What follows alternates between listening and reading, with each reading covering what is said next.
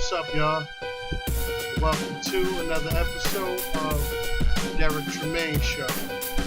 And in this episode, we're going to go through the difference between a drug dealer, a hustler, and a gangster. You know, I know we all grew up with these types of people, and, you know, we know them. But, you know, for those who aren't familiar with those type of people, it's going to give you a little game on it, you know. Like, alright, go with some main characteristics, the, you know, earning potential, and also, like, types of females that they like to deal with. And first, we're going to start off with the drug dealers. Now, you know, most drug dealers are flashy. You got the flashy type of drug dealer, then you got the stingy type of drug dealer, you know? And also, you know, you have the greedy type of drug dealer. Now, the subtle differences in that is like, you know, flashy drug dealers, you know, a lot of times they tend to be arrogant, conceited, what else? Excessive, you know what I'm saying? Type of cats have like 20 pair of Jordan, 10 leather coats, you know, all that type of stuff, you know, and you tend to be on the serious side, you know, and, you know, stingy drug dealers, you know, they tend to be really good at math, but, you know, they're secretive, they have loyalty issues, and then you have, like, the greedy drug dealers, you know, they ain't trust nobody, including family, you know, but those guys tend to be, you know, really good at chemistry. Those type of guys know how to cut dope. You know, they deal with, you know, quantity, you know, and those are the guys that tend to be like really big time type drug dealers, you know, mad runners, they got feds on them.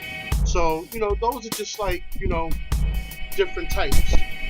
Now, the hustler, you know, is a whole nother breed. You know, most hustlers are, you know, they're good at talking slang, they're good with, you know, really like, you know, social skills, you know, very impressionable. You know, a lot of them are nice dressers, you know, they're comical, and, you know, they're like, you know, they're adaptable. They're like chameleons. You know, you can put a hustler anywhere, and he's gonna adapt to the situation, and he's gonna find a way to make money. Now, you know, gangsters, that's another breed. You know, like, you know, blood, crip, you know, running sets, you know, what have you. There's so many different gangs out there, you know, I think we're gonna go through all of them, but, you know, most gangsters, they can be cool until cross, you know. A lot of them, you know, have a mean streak on them, they're violent, you know, they rep through colors. A lot of them can be cold-hearted, they got signs, symbols, and, you know, a lot of them have, you know, a pack mentality. You know, they run in groups and everything. But, you know, as you go over these, like, with the earning potential with, you know, a drug dealer can be anywhere from, you know, thousands to hundreds to millions. You know what I'm saying? Same with hustlers. You know, they can make money from thousands to hundreds to millions. Same with gangsters, thousands, hundreds to millions.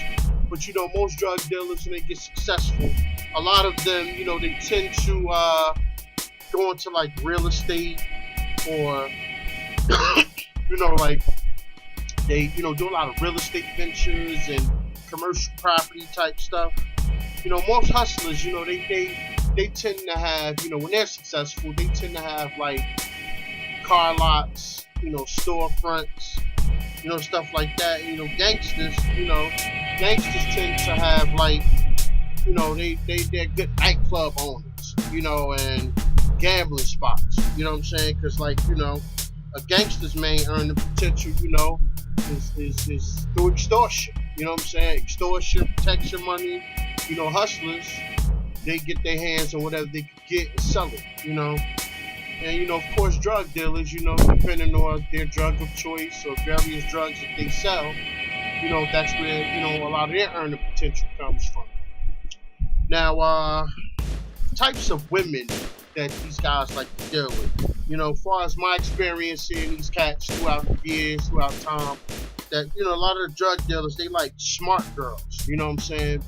professional and career women who, who move at the speed of instructions.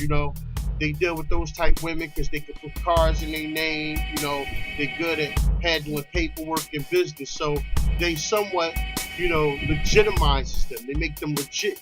So they tend like those type of girls. Hustlers, on the other hand, they're like women who are like a version of them, who got a hustle.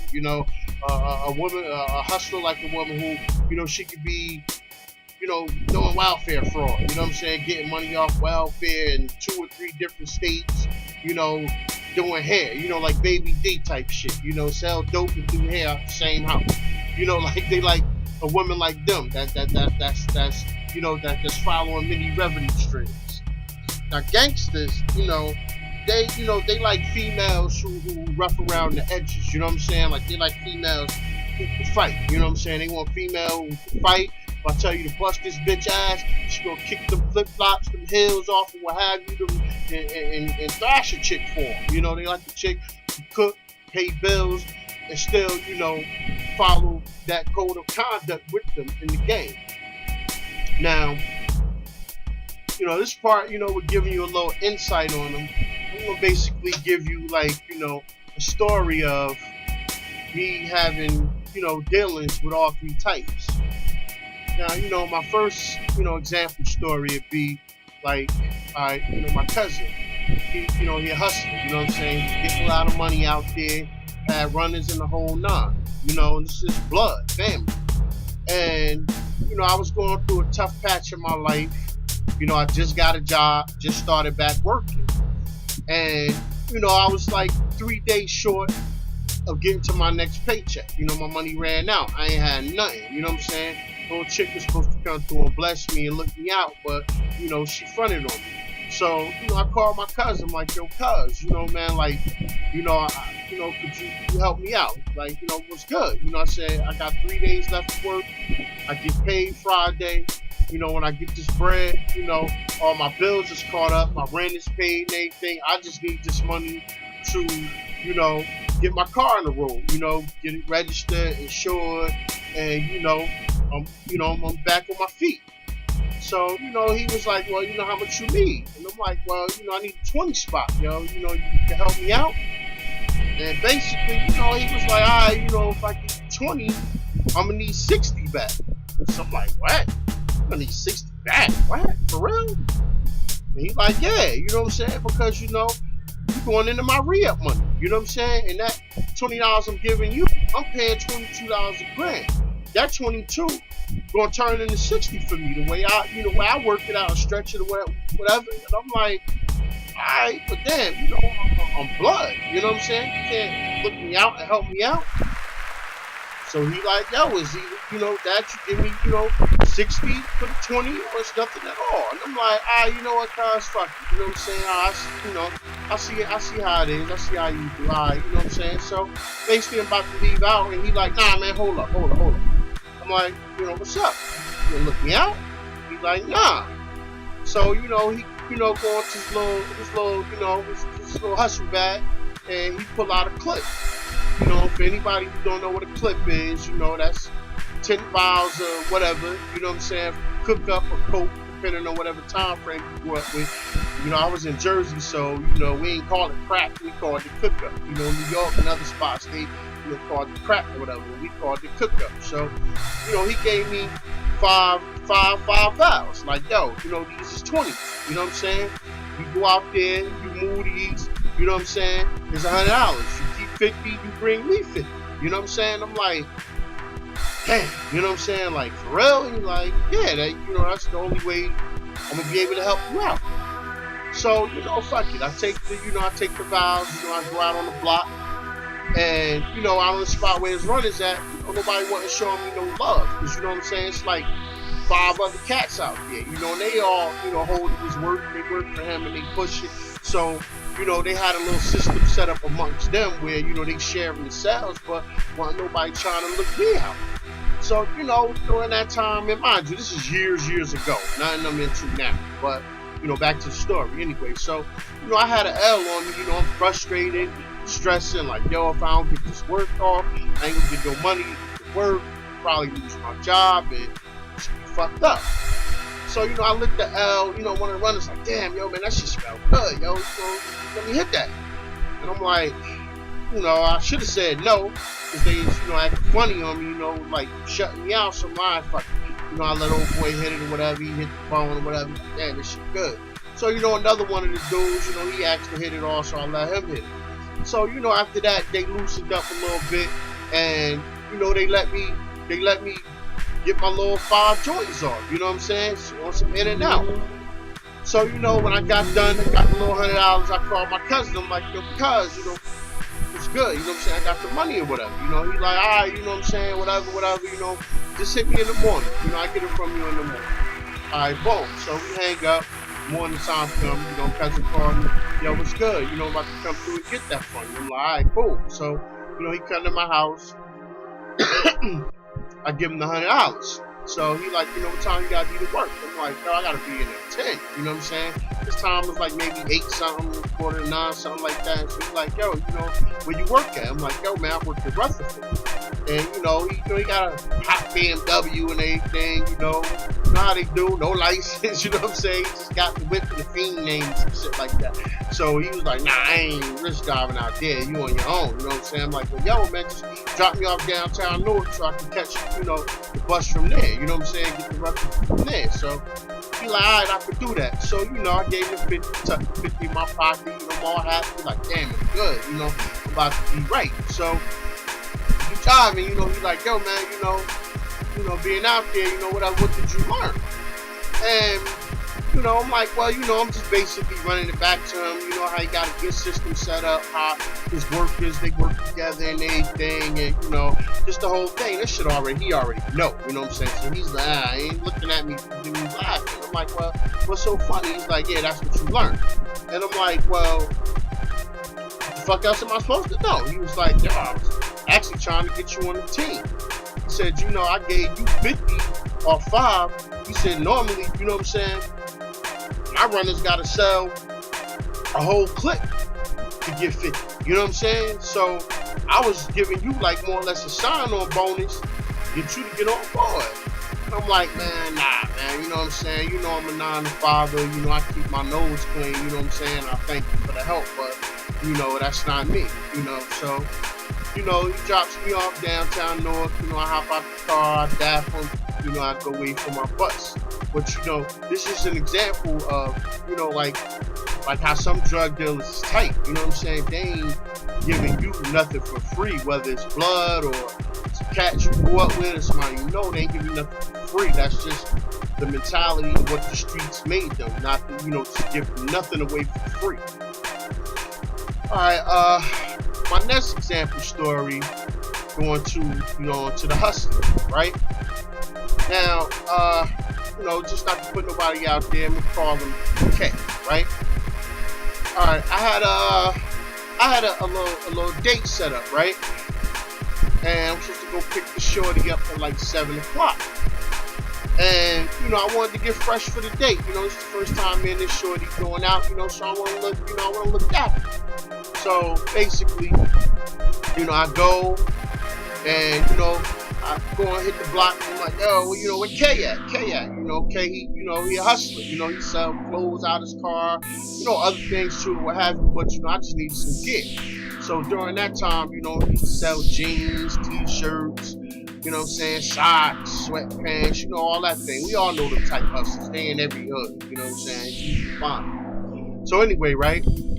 I catch up with K or whatever, you know what I'm saying? I'm like, yo, man, you know what I'm saying? I'm trying to get fresh real quick, you know what I'm saying? I'm like, yo, you still got them sweats? So, he had the iceberg sweats, mind you, this some back in the day shit, because you heard me say iceberg sweats, but this some back in the day shit. So, I get the sweats from him, a fresh, 2X crispy tee, you know what I'm saying? I was gonna rock that with, the leather jacket, you know what I'm saying? And the cream, you know what I'm saying? The cream constructs or either the tan swamps, so I thought, I get that from him. He like, yo, man, you know what I'm saying? I got some jeans too and shit, I got these, I got some Momavis, some Pepe's, some Bowls.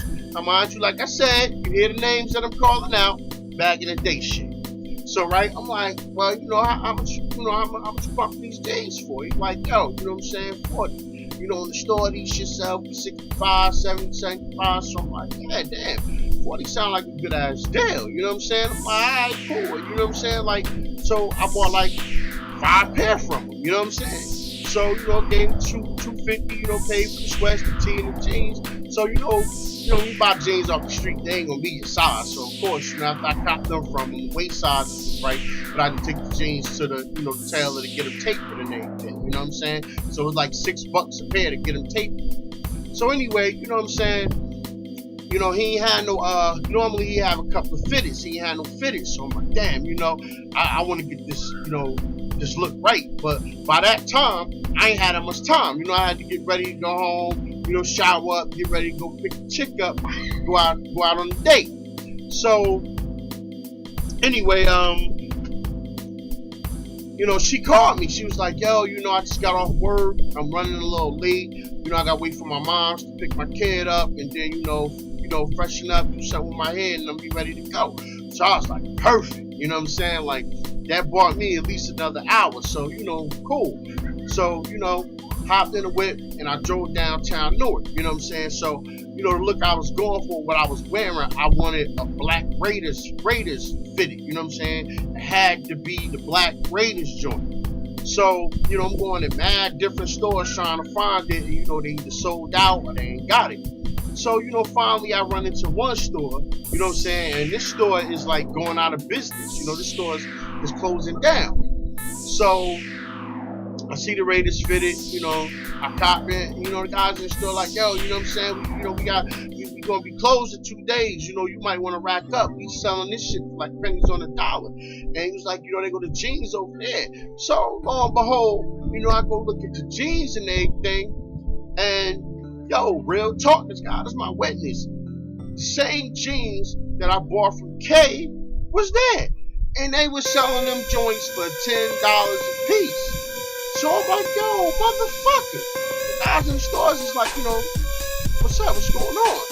I'm like, yo, I just bought these same jeans off my dude. But he sold them to me for 40. So, they started laughing, they geeking on me, and they described things like, yo, he's such and such, he looked like this, he just tall. And I'm like, yeah. They was like, yeah, yo, he came in and he bought like damn near a whole table, a whole table. He emptied that whole table out over there. We just got this much. So I'm like, damn, all the jeans I bought from him, I could have got for like $50.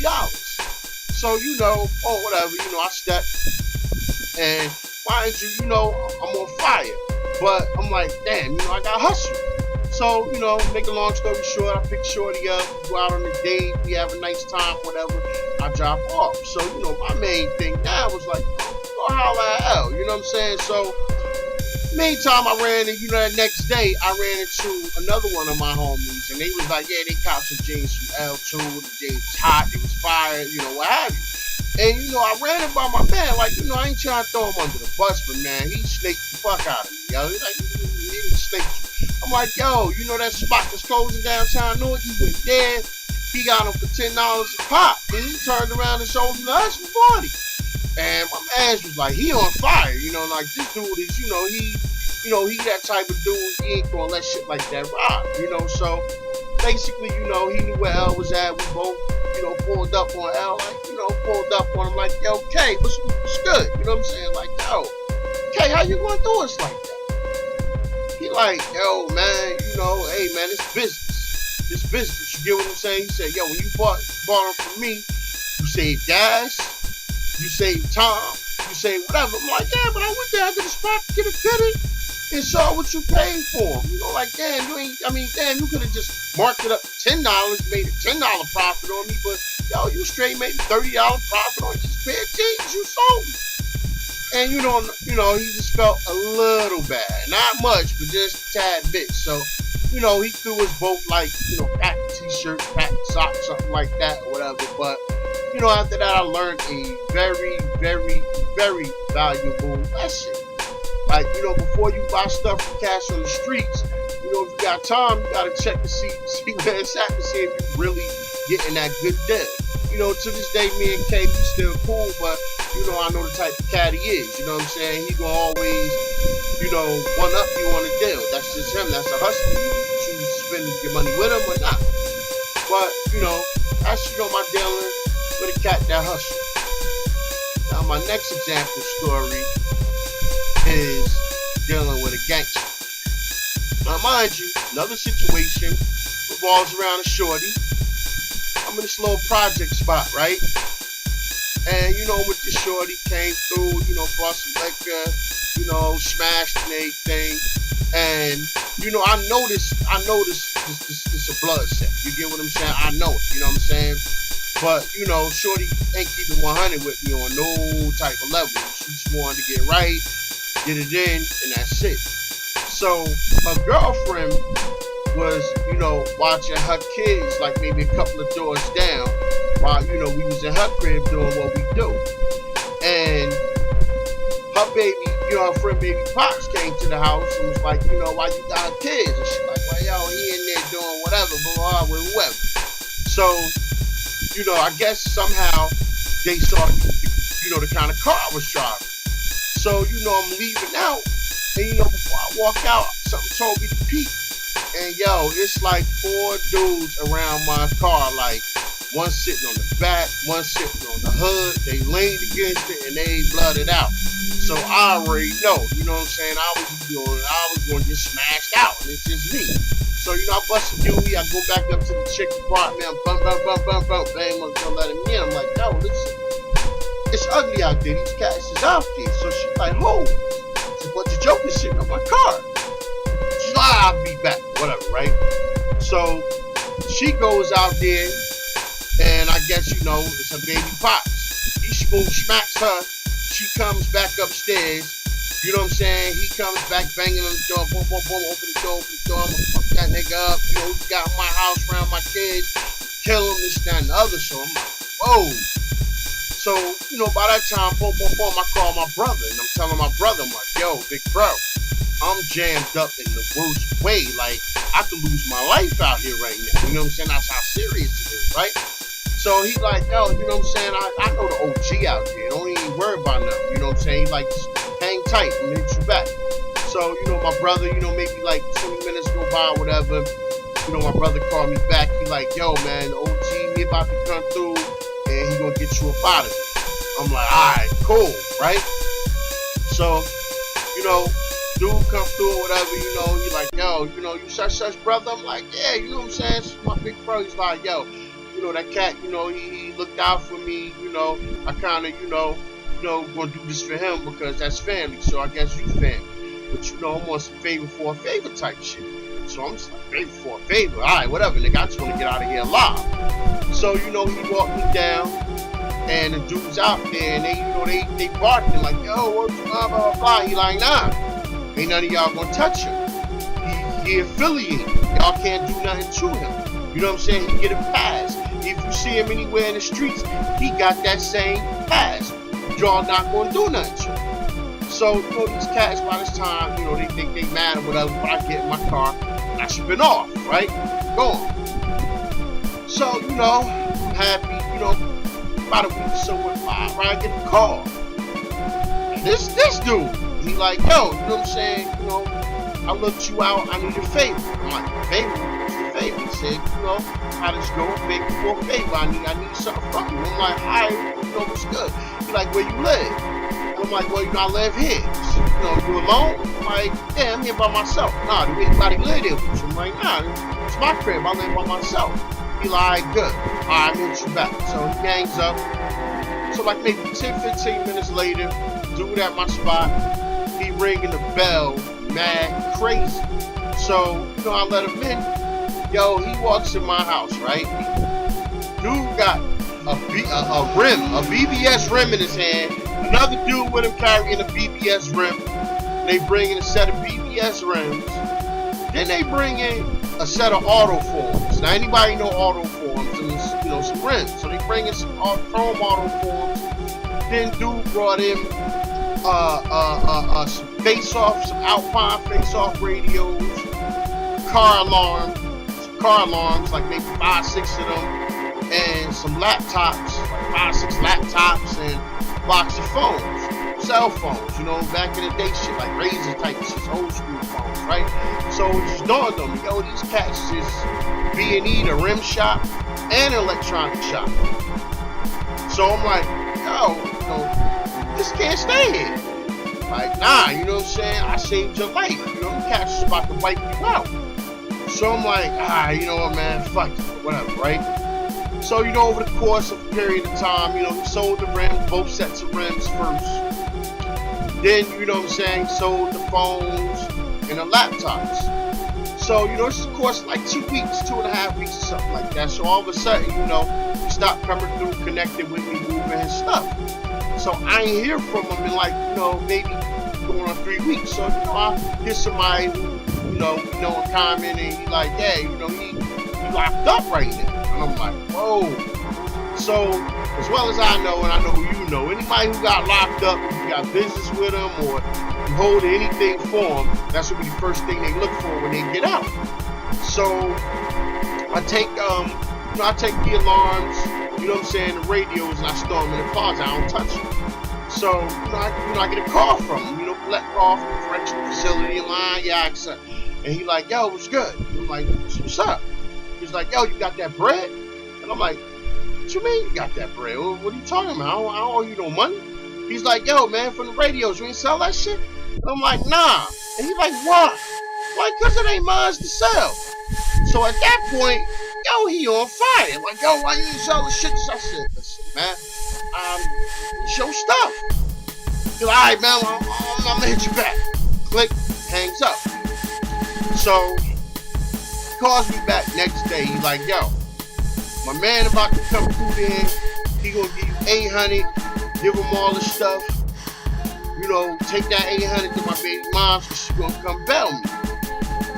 I'm like, alright, cool, whatever. And I said, yo, don't give him my address. Give him my number, and I'll meet him somewhere. But don't give him my address because I don't know him. He's like, alright, whatever. So, dude called me. We meet up like around the corner from my house, right? So, like, yo, man, pop his trunk, yo, man, you got the radios and stuff, and I'm like, yeah, you know what I'm saying, yo, you got the 800, and he like, 800? I'm supposed to give him 500. What you talking about 800? I'm like, well, yo, listen, I don't know what's going on, what y'all negotiations is, but this is what he told me.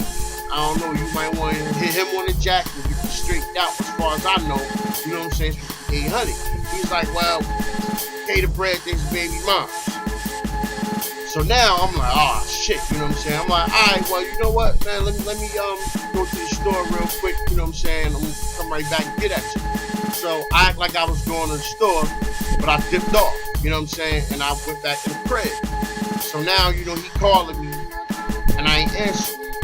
So, old boy hit me back the next day. I'm like, listen, bro, you know what I'm saying? You said 8, he said 5. I'm like, yo, man, I don't want nothing to do with this. I don't mind, giving your stuff up or whatever. So he was like, yo, you know what I'm saying? My baby mom's about to come through. Just give her all the stuff, right? So his baby mom's come through when her girlfriend's sick and I give her all the stuff. So that's, that was on them to dip. So, lo and behold, the next day I get a call from a strange number. I asked, I answered the phone. This is baby mom. She like, yo, you know what I'm saying? I need a ride. And I'm like, all right, what's up? Go pick him up. I'm like, all right, I got you, whatever. So, I go pick his baby moms up. I'll take her to pick him up. He gets in the car and he's like, yo, you know what I'm saying? Like, yo, I'm glad you came and got me type shit. So she like, yo, you know what I'm saying? You owe me $300. I borrowed $300 from my father, plus the 5 old boy gave me to get you out. And he was like, yo, he ain't give you the 8? And she's like, nah, he ain't give me the 8. So then, he looks at me like, yo, where's ball, try my baby mom's off, go see that nigga, this, that, and other. I'm like, whoa. I'm like, yo, man, I'm not doing that, bro. I'm not in this like that. You know what I'm saying? I repaid my debt to you. I'm not trying to get into it like that. You're like, oh, nah, you gonna take it. So, his baby mom, she dumped in and she like, yo, leave him alone. You know what I'm saying? He did enough. He didn't have to do all that for you. You know what I'm saying? Now you trying to get him caught up in your bullshit with somebody else. So, to make a long story short, he like, yeah, whatever, you right. I dropped both of them off. And, he called me a couple times after that. I ain't answered the phone. I just changed my damn number. Because I'm like, I don't want to deal with people like that or whatever. I'm thankful you did help me out. But at the end of the day, I'm not a fixture in your life for you to keep, pulling me in and shit to help you out to do X, Y, and Z. Nah, So basically, just going back to what I'm saying is how they operate on a favor for a favor type thing. But, it's all funny to me. Everything worked out. Everything was all good after that, So, talking to y'all for 30 minutes now, man. It's time for me to take it down, man. Thank you for watching. If you enjoyed it or, anything, just leave a comment and hopefully you consider to support. Watch my channel. Derek Tremaine Show. Derek Tremaine signing off. Good night, America.